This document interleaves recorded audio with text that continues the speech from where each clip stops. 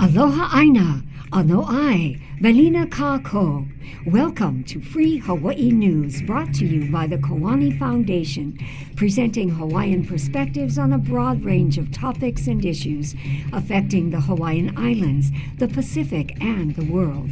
Your hosts for Free Hawaii News are Leon Kaulahau Siu, musician, composer, diplomat, and political analyst, and Hinaleimoana Wong, Kumu filmmaker, cultural and Hawaiian language preservationist, and community leader.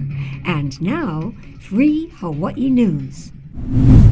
Ano ai ke aloha ia kākoa pauloa hauʻoli makahiki hou. Mahalo nui iā uko ke kipa ana mai I ke ia papahana nei o wau no ke ia o Kumuhina. Aloha and welcome to this episode of Free Hawaii News. My name is Leon Siu and want to wish you a hauʻoli makahiki hou. The official reopening of West Maui to tourists late last year occurred in the middle of what local healthcare professionals and residents describe as an unprecedented mental health crisis, as many Maui fire survivors spiraled into despair and crushing grief, which has strained an overburdened Maui health system. Survivors of the tragedy say that the trauma is still as real now as the day last August the fires sent Lahaina and West Side residents fleeing for their lives as flames destroyed their homes and neighborhoods and thick black smoke filled the skies. Maui residents report that they are still haunted by a pervasive anguish, and many still have trouble eating and sleeping. Many still experience nightmares or flashbacks triggered by noises like a siren or a strong gust of wind. They describe sadness and heaviness. To find out more, we reached out to Kalena Lanuza, who is a native Hawaiian mental health practitioner who works with pregnant and postpartum Hawaiian women. She lives in California and has been working with Hawaiians and other fires survivors on Maui through telehealth. Aloha mai, Kalena. Aloha Kumuhina. Mahalo nui for having me here today. Is Maui's current mental health crisis distinctly different? And if so, how? This is not only loss of homes, but this is a hurt to the Aina, which obviously brings our people, into this space of deep kaumaha. It also is, this blatant reminder that we are an occupied people at the moment still yet, and that, much of what is happening is likely a result of that occupation. And so when you just take those facts and you layer them on to the current mental health situation, it automatically makes this different. It's more layered, it's more evolved, it's more detailed, it's just bigger, it's heavier.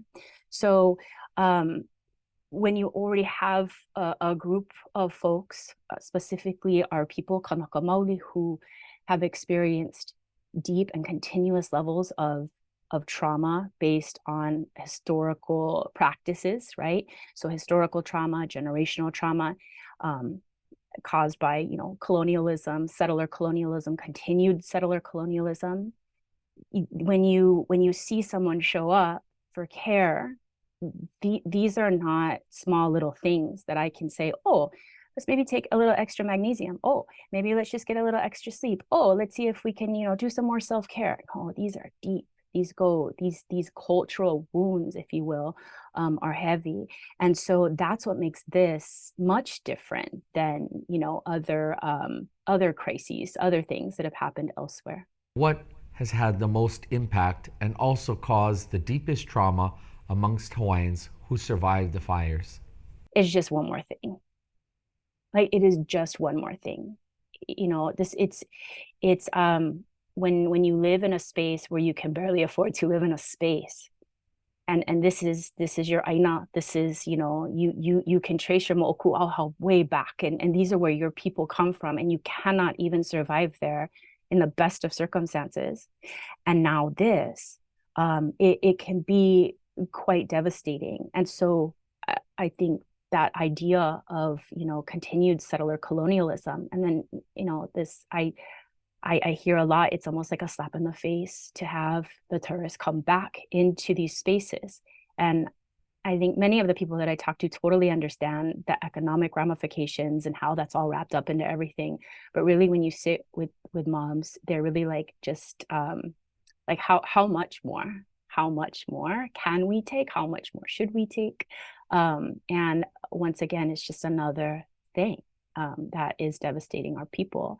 So that's, you know, it's it really it all ties together. It's this meshed kind of reality, I think, for the Kanaka that are not only on Maui too, but like in other places as well. It just happens that, you know, Maui, I mean, it's a really, really devastating event. But I care for mamas across the Pai'aina. I care for Kanaka on the continent as well, in Washington, Oregon, and California. And I hear these same sort of loops and themes over again. Just how much more do we have to suffer? Have suicide rates amongst Kanaka Maoli or Hawaiians as well as other Pacific Islanders risen as a result of the fires? No, not yet.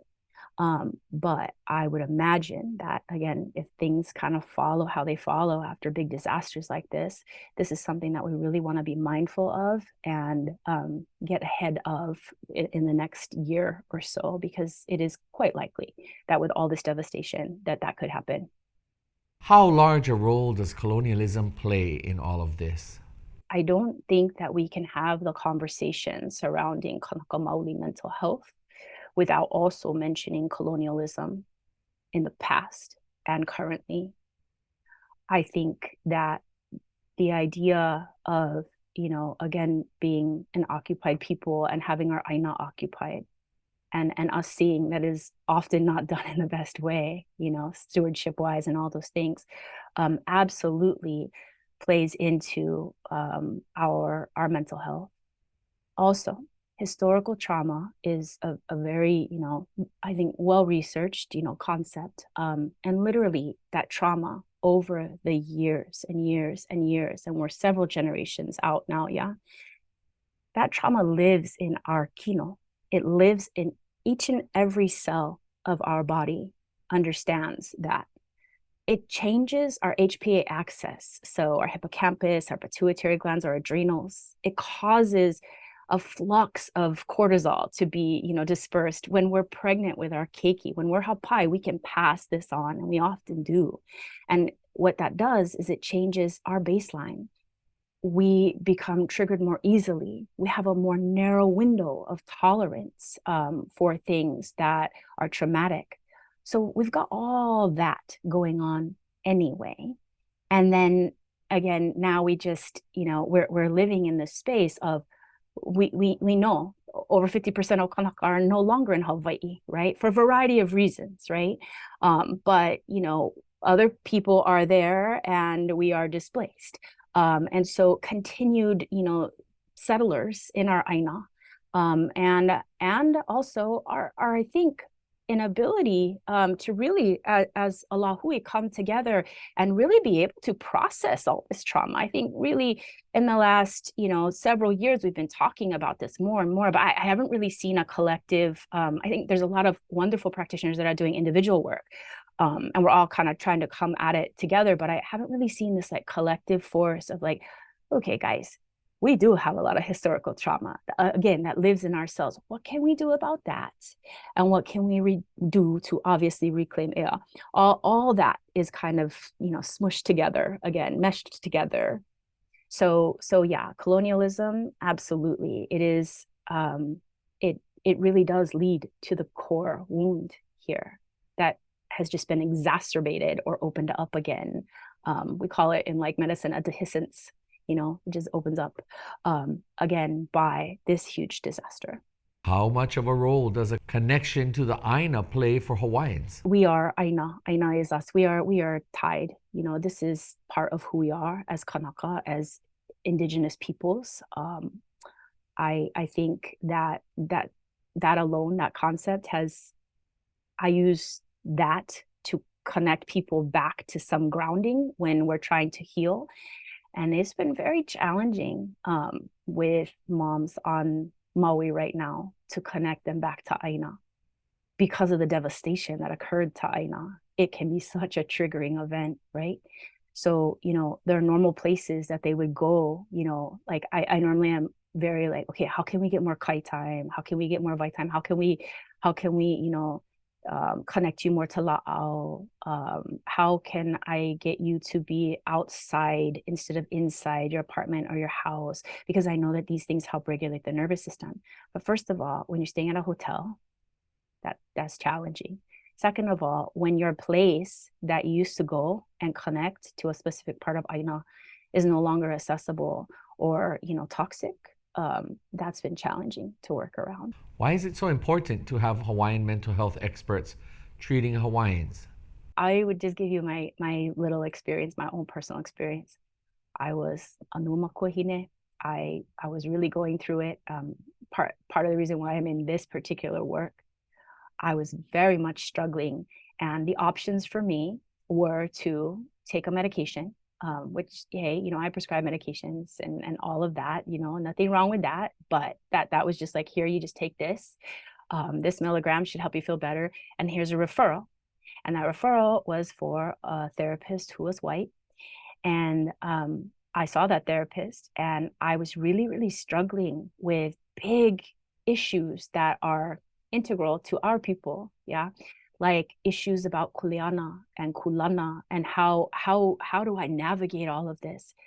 And it was really hard for me to talk to this person because I had to educate her about what I believed, what our people believe, and that wasn't helpful. I needed to go to someone who knew that already baseline, and then furthermore was able to help me in a very non-Western way, because I think therapy too is so colonized.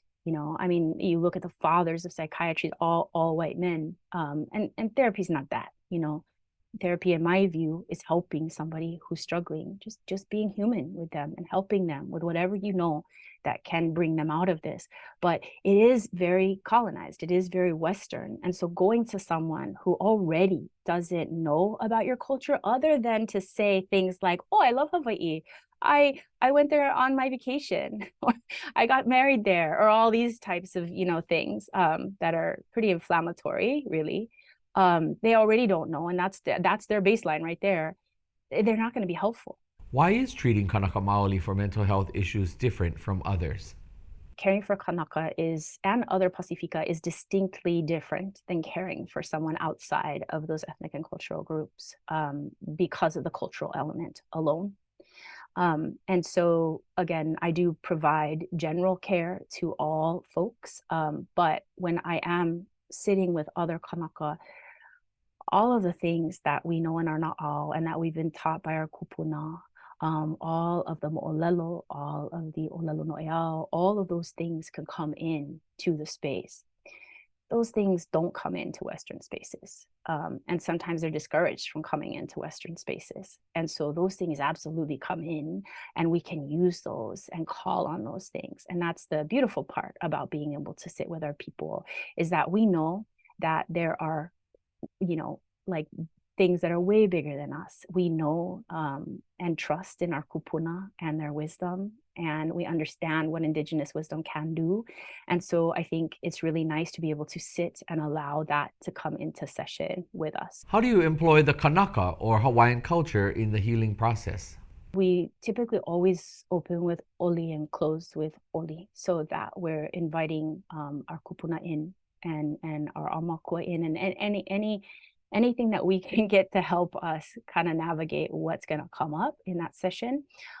We always, kind of go through protocol. So we'll do that. Again, I was very trained in the Western model, but we really try to tap into our cultural values as Indigenous peoples, and look back to mo'olelo, look back to, best practices. Again, reconnecting to Aina. We come from, a strong line of folks. Like, let's tap into their mana. My practice is called mana mental health. I purposely named it that because I really believe in that concept of mana. And when your mana is low, that's okay. There's the rest of us around. There's other folks, there's other entities that have, higher levels of mana that can loan to us at the moment. And so I really try to remind myself too, because sometimes, again, I work in this very Western model many times. So it is a nice chance to sit with Kanaka, because we can go back to looking at very indigenous ways of doing things. Could you describe for us what recovery for Hawaiians will look like? It's going to come from us, and it's going to come from us reclaiming our sovereignty. And it's going to come from us saying, I think, mahalo nui, United States, mahalo nui, state of Hawaii, for all the stuff. But we need to take back we need to reclaim our practices, our ways, because currently what's being offered is not effective. And it's likely prolonging this idea that we need to do that. And so I think in the interim, like I mentioned in the beginning, we need housing for our people.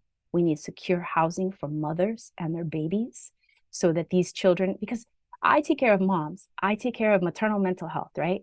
But I also, consequently take care of infant mental health. When you've got all these babies in very insecure places, moving and moving and moving from one space to the next with a mom who is very, very stressed out, this is not creating a nice foundation for that next generation.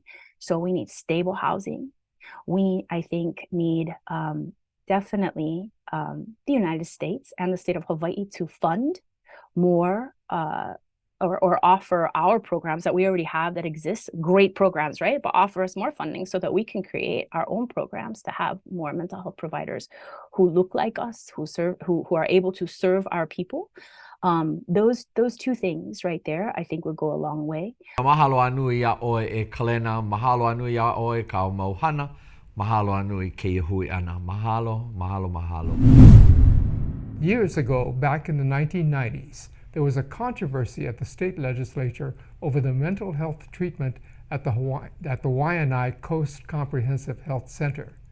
At that time, our friend Poka Lainui was the director, and he was battling the state health department because they wanted to shut down the mental health services of the center. Why? Because Poka had hired non-certified, non-degreed Hawaiian aunties and uncles in kupuna to counsel Native Hawaiians with mental health issues. The State Department of Health said that this was unacceptable and those counselors needed to be dismissed or else the program would shut down. What brought this about? Was it complaints from the patients? Was it complaints from the community? Was the program and services ineffective or harmful? No, it was because the program, utilizing traditional Hawaiian healing arts, was so successful that it exposed the ineffectiveness of all the other mental health programs in the state system. The success rate of the Waianae Health Center was so much higher than the rest of the clinics using the conventional Western methods that the Department of Health tried to shut it down. Their argument was that these kupuna and aunties and uncles could not work for the state as mental health counselors because they did not have the necessary university degrees and board certifications. Fortunately, the legislature did not kill the program, and the Waianae Comprehensive Health Center was able to continue using cultural practitioners at least for a few more years.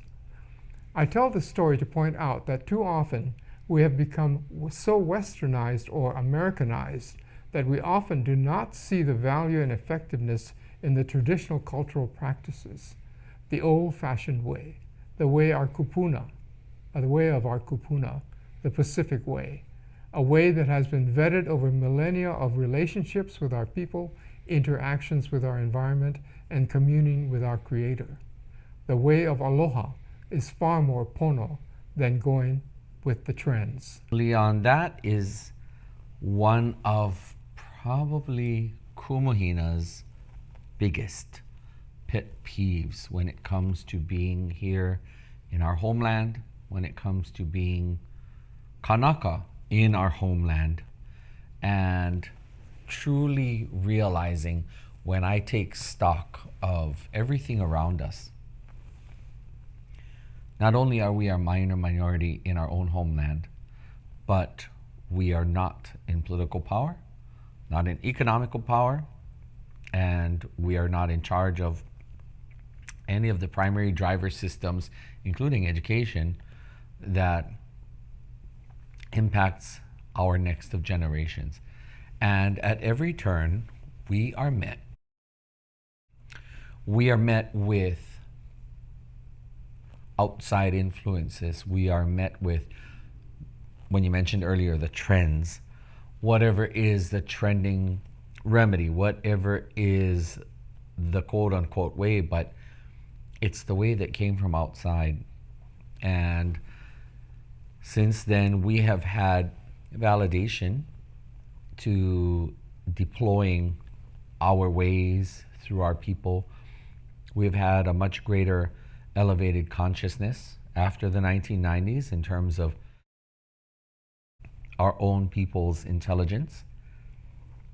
And I think that we have to ensure that we do all that we can to keep fostering this growth and fostering the reinstatement of our culture as the viable culture whereby we can address our community's needs. Now, unfortunately, we see these trends of being westernized and being Americanized, especially amongst our younger people. They are influenced by all sorts of outside factors. And so when it comes to being island, between our generations, looking at the next generations coming up, we see less and less of that which makes us island. And our youth are becoming far, far more, not necessarily people of the world, but people of the world with a very distinctly American slant. So I can't tell you how much it impacts me to know and to hear you recount that story. The Pacific Way. The Pacific Way is something that I cherish, and it helped me throughout my, how many years did I spend? My 13 years of teaching full-time at Halaulukahi Public Charter School. It helped me to navigate my 13 years of being on the Borough Council. It continues to help me till today. And I really, I can't emphasize more how important it is for us not to lose the Pacific Way, the Hawaiian way, the way that our kupuna have literally left for us to cherish.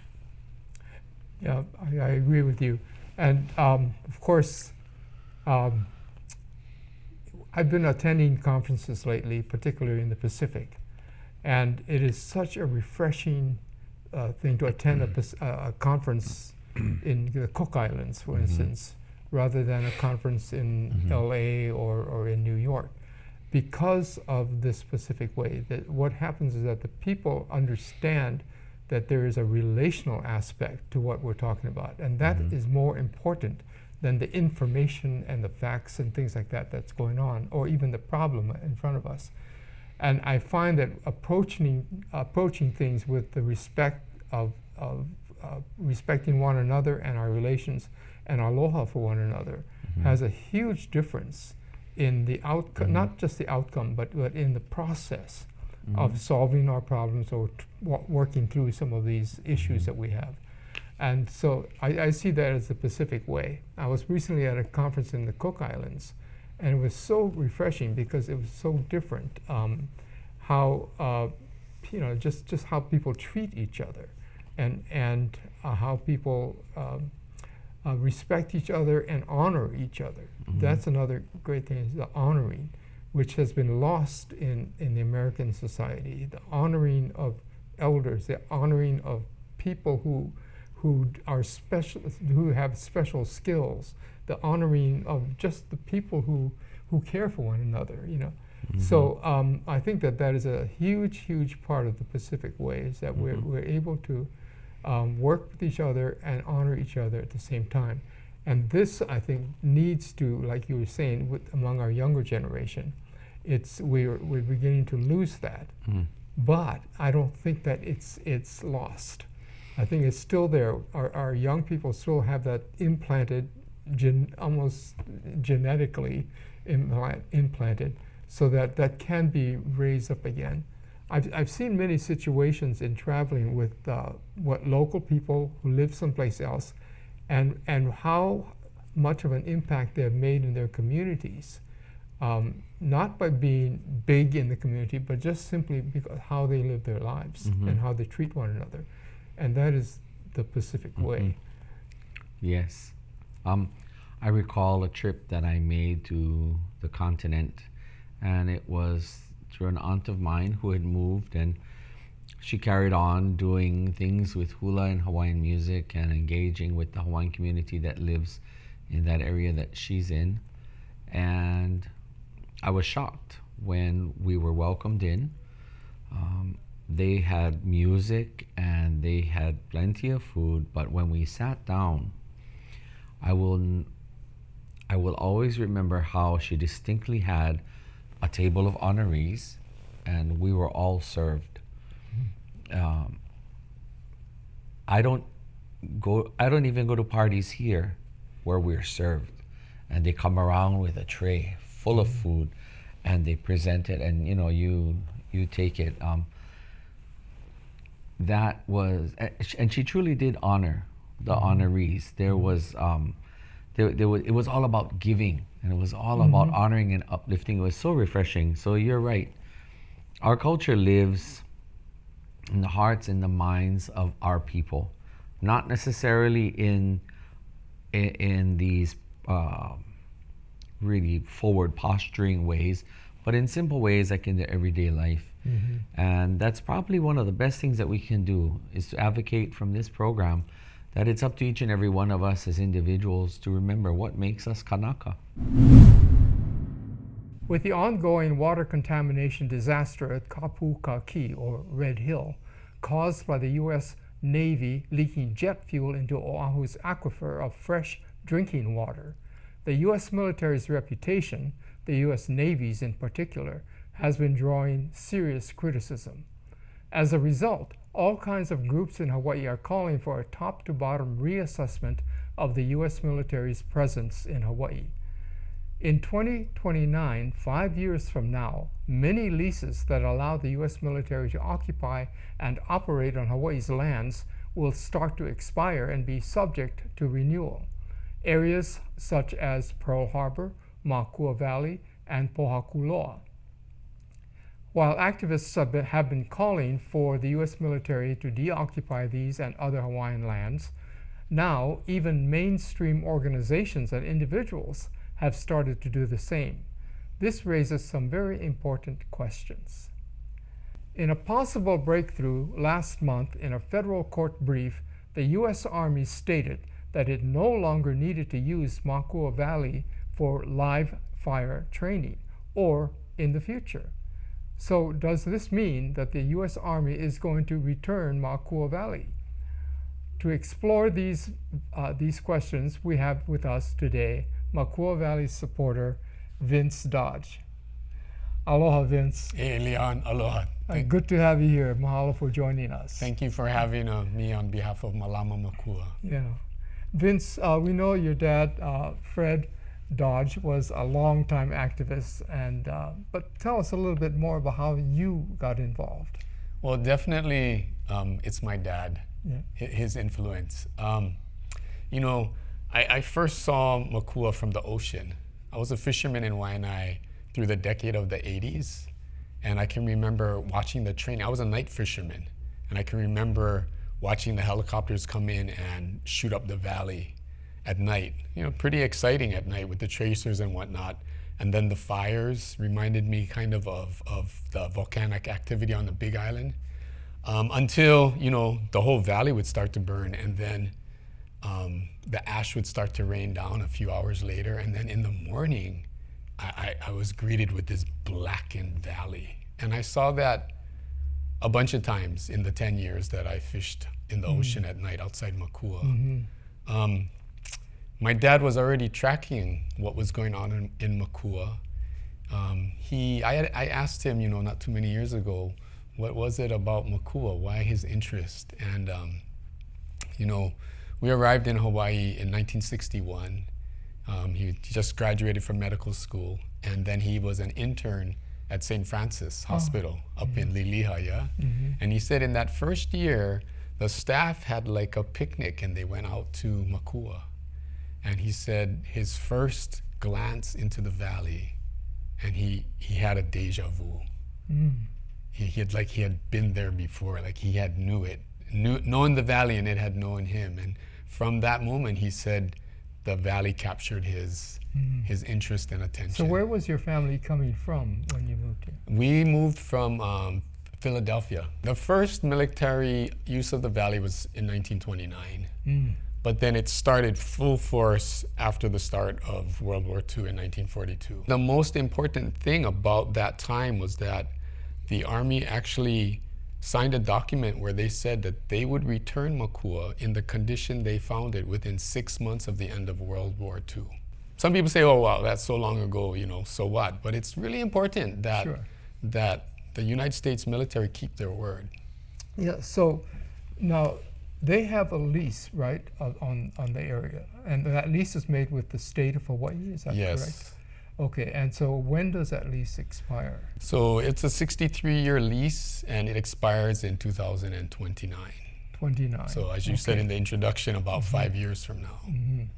Yes, okay, very good. So with the expiration of the lease and the announcement, tell me first of all your response and reaction when they announced, or when you found out from the court document, that they had said they were not going to be using Makua anymore. Yes, they said they no longer needed Makua for live fire training now or in the future. That's good news. That's really good news. It's good news for the valley. It was a good day when we got that news. It's a small but very important step in the return and restoration of Makua. I think it's really important to understand what they didn't say. So they didn't say that they were going to start the cleanup, you know, in serious cleanup of removal of the unexploded ordnance, of which there are thousands. They did not say that they were going to not go for a new lease, right? I understand that the lease will expire, and so they have to negotiate a new lease if they want to. What they did do last month is they went before the Board of Land and Natural Resources, and they made a presentation in which they said that they wanted to keep all of the lands they now occupy. So, you know, not just Makua, but Kahuku, Helimano, Pohakuloa. They want to keep all those lands, and they would do a land swap with the state for those lands. They didn't say what lands they were going to swap the state with, right? So that's important. I think the other thing that's really critical for people to understand, well, there's two other things. One is that the lease that expires in 2029 is a lease for 780 acres. So that's like the front part of the valley. The valley is over 4,000 acres. So there's like 3,000 some acres that are not state, that the Army got from the territory. It said it was, you know, ceded lands, back in 29. Actually in 43. Oh, in 1943. And so that's important to understand, that only the front portion. So for all of this leasing, what does the U.S. military pay to the state or to the territory? It was a dollar, right? Which they probably don't even pay, right? It's a token, right?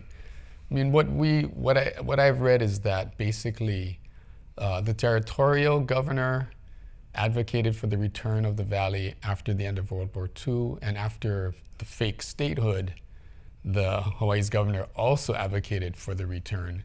And ultimately, the Army basically told them, if you don't give us a lease, we'll just condemn it and take it. The next question, of course, is whether or not you believe the U.S. will negotiate for a new lease. Like you said, they already indicated they were going to keep and not return the lands. Right, and they have said, you know, they use the valley for like laser training and other things, you know, that the valley is still important to them. You know, they have not shot one live bullet in the valley for over 19 years. It's been that long. Yes, And if I can give you a little background on that, I think kind of to understand the whole picture, right? So the Army made this statement in a joint court briefing to the federal court. Well, why did they have to do that? Because this community group, Malama Makua, which I'm a grateful member of, and my dad helped to start, sued the Army in 1998.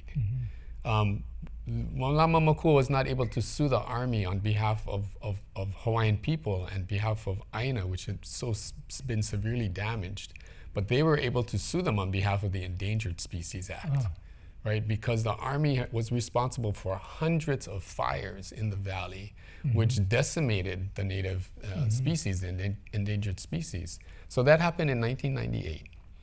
The federal court stopped the Army from live fire training. And the Army proceeded to, try and do an end run around doing a full environmental study. They tried to do an environmental assessment, which is a study you do when you're not sure if there's damage. And we're like, come on, you bombed the valley for almost 60 years. There's choke damage, community sentiment in Waianae, and I think among the whole archipelago, was you've had the valley long enough. You made an agreement back in 1942 or 43 where you said you would return the valley within 6 months of the end of World War II. Keep your word. They named Makua Military Reservation after Herbert K. Pilila'au, and his relatives came to community meetings and identified themselves. Many of them are veterans. Many people in Waianae are veterans. My dad's a veteran. Sparky Rodriguez is a veteran. And said, again, you've had it long enough. It's time to keep your word, to clean it up and return it. And then 9/11 happened. And the Army basically told our lawyer, if you don't sit down and negotiate an out-of-court settlement, that they would go before the judge and say, we're in a time of national emergency and we're going to return to training. And you won't get anything. And so it was a difficult decision, but we realized it was the opportunity to really get like a litmus test on the condition of the valley. The most important things were getting a full environmental impact statement, getting cultural access, guaranteeing that makahiki could take place, and starting the cleanup. And actually, the Army wanted to return to training so badly, they gave us everything we asked for. So they said, so how it worked was they would go before the federal judge and say, we're requesting to return to live fire training. And then the judge would turn to us, we were the plaintiffs, and say, what do you have to say about this? And we would say nothing. And so the judge would say, okay, request is granted. That's what the Army wanted. So day one of the out-of-court settlement, they got what they wanted. They agreed to limited training, I think 36 in total in 3 years. They guaranteed us that they would deliver a complete environmental impact statement within 3 years tops. And our lawyer, brilliant man, David Henkin, who's with Earth Justice now, put a clause in there that said if they did not finish what they promised, the environmental impact statement on time, then they couldn't use the valley for live fire training.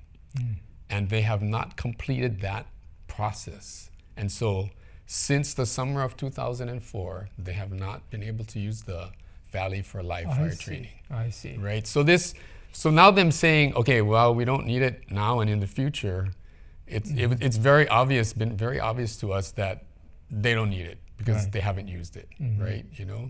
And I just want to share too that, we understand, Malama Makua understands that we're not in control of what's happening in the valley, but it's very clear to us that neither is the Army, because now they can't say that they need Makua for national security. America has been at war for 18 of the last 19 years, and our Waianae community has fought in that war, and we've been concerned about our young people, and we have asked the Army repeatedly, are they fully trained?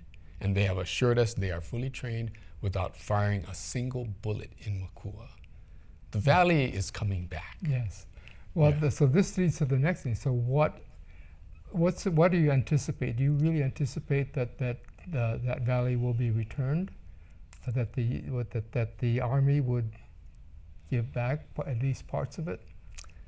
And if so, You know, then what are the plans? That's a really good question. And I think that we have to build the political pressure for that, for the return. And not just the return is important, but we need the Army to put up the money for cleanup. Yes. And we don't want the Army to do the cleanup because they're lousy at that, right? But they need to pay for it. They have two options when the lease ends. They can clean up the valley and give it back, or they can assess the value of the land and pay that money and leave without cleaning it up. And so again, we need to raise the political pressure so that the Army does the right thing. They keep their word and they clean the valley. That land not only needs to be restored fully, it deserves to be restored fully, and Makua she's healing herself. We have the opportunity to really assist and become part of that. The Army could also then contribute greatly to our local economy, to Waianae's economy, by creating a trust fund for the cleanup of Makua, which properly cleaned up will take decades. Decades. It will take 50 years to properly clean it, and restore it and replant it. And that's decades of really good Aina work for our community. Yes. And so it's like, I think these things we have to push, and then land is, in short supply, especially on this island. And people come to Makua and they're struck by this valley that, except for the Army building in the very front, there are no buildings in this valley, you know? It's beautiful in that way. You don't see that on this island very often. Yes, true. It's a really important moment to wake up and to realize, first of all, that we're in this together, like all of us humans, but all of the living beings and our Aina, like we're all part of one village, you can say. It's a wonderful vision and a view of what really is happening. It's not simply the military leaving and things like that. It really is the opportunity for the Aina to recover the land and earth, and the people who are Aina too. I love that. Yes. Yeah, we're part of the Aina. Yes, all the beings, right? All the creatures, all the beings. Thank you so much, Vince. You're most welcome for joining. We're going to talk about the United Nations decolonization process and how it pertains to Hawaii. Last November, we celebrated the 180th anniversary of Laku'oko'a, Hawaii's Independence Day. This is the day in 1843 that the United Kingdom and the Kingdom of France issued a joint proclamation recognizing the Hawaiian Islands as a sovereign independent country. A few months later, the United States also recognized Hawaii's sovereignty. This was a significant and historic breakthrough. It was the first time major European colonial powers, the epitome of white supremacy, recognized a non-white nation as a sovereign state of equal stature to themselves. It departed from hundreds of years of colonial prejudices. Within a couple of decades, all the nations of Europe, including major colonial powers, recognized the Hawaiian Kingdom as a sovereign independent state, a subject of international law, sharing bilateral and multilateral equal treaties with the sovereign nations of Europe, North and South America. The Hawaiian Kingdom also entered into treaties with the nations of Asia and Oceania. The Hawaiian Kingdom was considered a member of the family of nations and joined the Universal Postal Union, the first international treaty body, and the precursor to the League of Nations and to today's United Nations, and the genesis of today's global economic and banking system. The United Nations started in 1946 with 51 member countries. Today, the UN has 193 member countries. There are only 17 territories remaining on the list to be decolonized. About 80 colonies or possessions from that list were decolonized and gained independence and are now member states of the United Nations. In the 19th century, Hawaii was designated as a sovereign country, and the rest of the Pacific nations were colonized. But today, the situation in the Pacific is flipped. Through the United Nations decolonization programs, most of the Pacific nations have become self-governing, either independent or autonomous. But Hawaii, the first country in the Pacific to be recognized as a sovereign through deceit and manipulation, is still captive. Ironically, in 1959, the U.S. hijacked the UN decolonization process that set 100 nations free. Using the decolonization process, the United States deviously removed Hawaii from the UN's decolonization list and merged Hawaii into the United States. By doing so, the U.S. made the UN an unwitting accomplice in the hijacking of Hawaii. Our efforts in recent years have been focused on undoing that blunder made by the United Nations and restoring Hawaii as an independent country, and to reestablish our standing in the family of nations. And the best place to begin is with our family in the Pacific. One of the lamentable results of the U.S. usurpation of our nation has been Hawaii's glaring absence from our Pacific Island family. Instead of having a voice or representing our mutual interests as the Pacific nations, the U.S. presumes to speak on our behalf. This is particularly ironic since in the 1880s, King Kalakaua, as the sovereign head of state, strongly protested against European colonial activities in the Pacific and sought to create a confederation of Pacific Island nations for mutual support. And this was a precursor for today's Pacific Islands Forum, the Polynesian Leaders Group, and the Melanesian Spearhead Group, as well as the many non-government organizations and coalitions addressing critical issues confronting the Pacific. Today, as Hawaii draws closer to liberating our country from the U.S.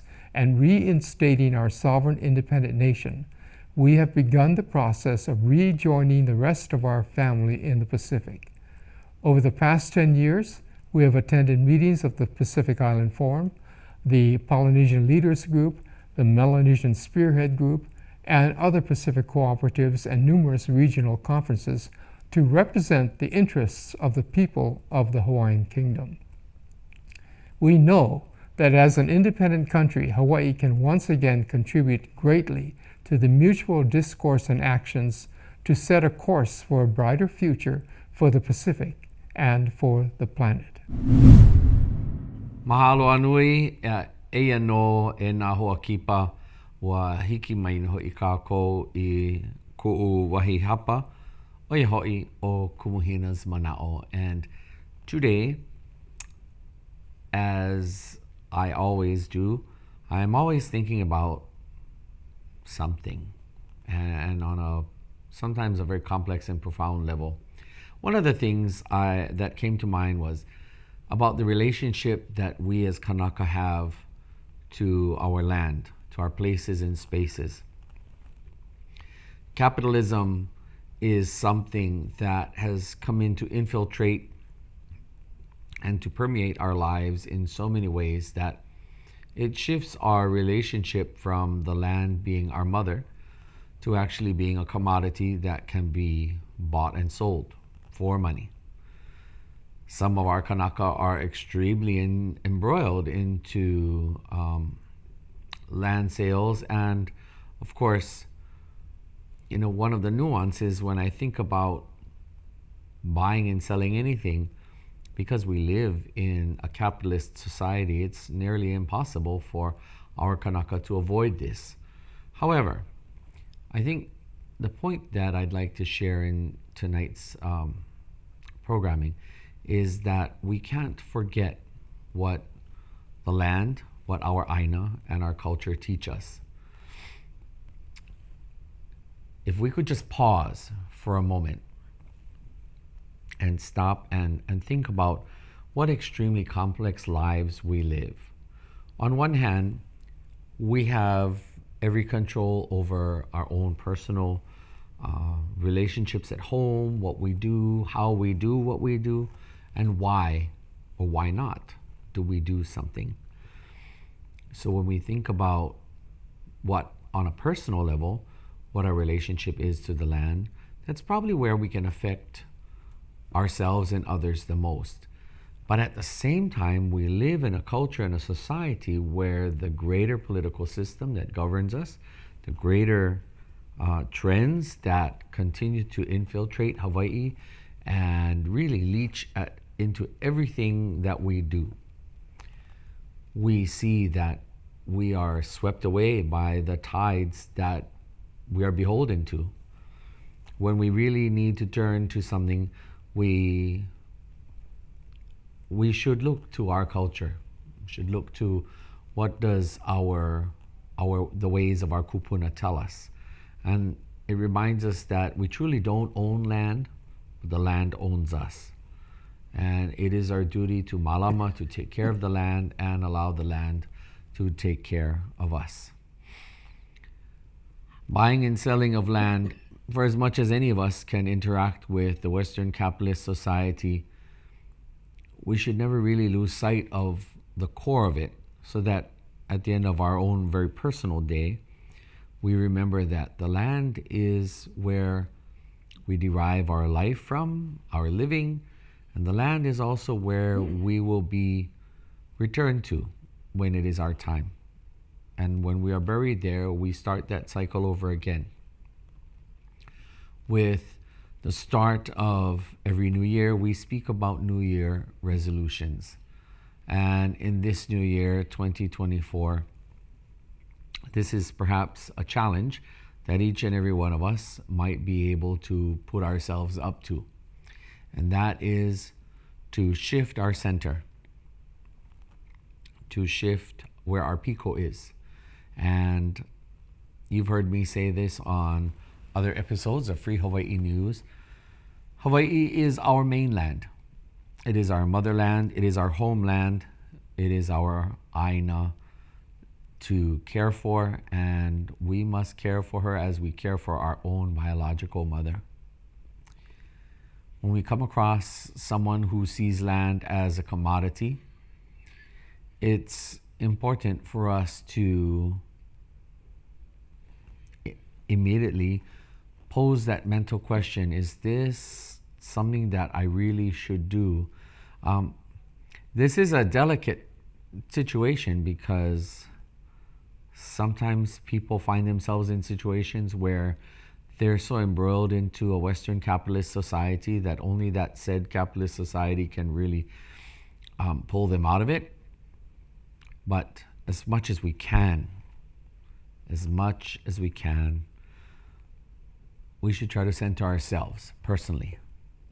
This is not speaking necessarily to the prevailing political forces that require us to behave in certain ways. This is not talking about the rampant growth and influx of migrants that come to Hawaii from the continental US or elsewhere overseas, but this is speaking to what we can do personally. And that is, once again, our personal relationship, our sentiments, and our affection for the land, and where we need to hold it personally to our hearts and to our spirit. So this is a good time to remind everyone, as I have to remind myself daily, that what we say when we speak about our aina, speak about our land, is that we're speaking about our mother, we're speaking about our family. And did you know, fun fact, that here in Hawaii, our word for ohana, family, that same word in other dialects is, for example, in Samoa and Tonga, it's either ainga or kainga. And, well, the language speaks for itself. In the southern islands of our relatives, the word for family is our word for land. And so when we think about what keeps us connected to the Moana Nui, that's just one of the myriad of ways that we see through conceptualization of relationships. We've always known that the land is our mother, and elsewhere in the Moana Nui, the word for land, the word for family is our word for land. So with that, folks, I leave you with that challenge that in this year, this new year of 2024, let us challenge ourselves. Let us lift ourselves up to that task of seeing the land as our piko, our mother, our motherland.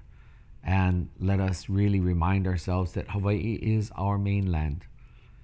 For any one of us who are aloha aina, any one of us who are all about the patriotism to our beloved High Hawaii, to our Hawaiian flag, let us avail ourselves to a level of consistency in how we think and how we see the world, such that Hawaiian flag is the only flag that will ever have that true value in our hearts and our minds and our spirit. And that when we talk about the land that flag symbolizes and represents, that we know we're talking about our motherland, the land, our mother. Papahanau moku, ka'aino haumea.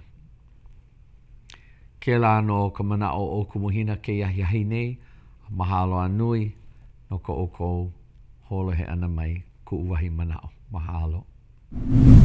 Mahalo nui for joining us for this episode of Free Hawaii News. It's been a pleasure to be here to visit with you. Aino leila e kia naina o ko Hawaii nei pai aina. Mahalo nui a oko ko oko ho'onene ana mai o Mao no keia. O wau o kumuhina a me lian ke kai ke awi nei Mao e ko Mao. Mahalo me ko Mao aloha. Hui hou kako aloha.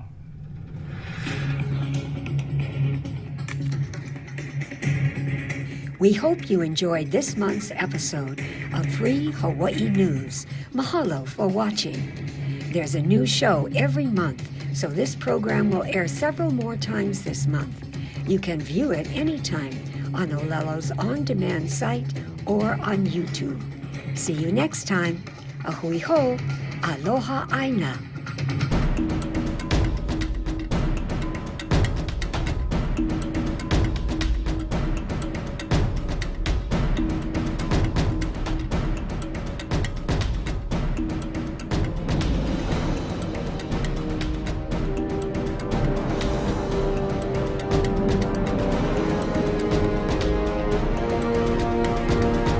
Free Hawaii Broadcasting Network.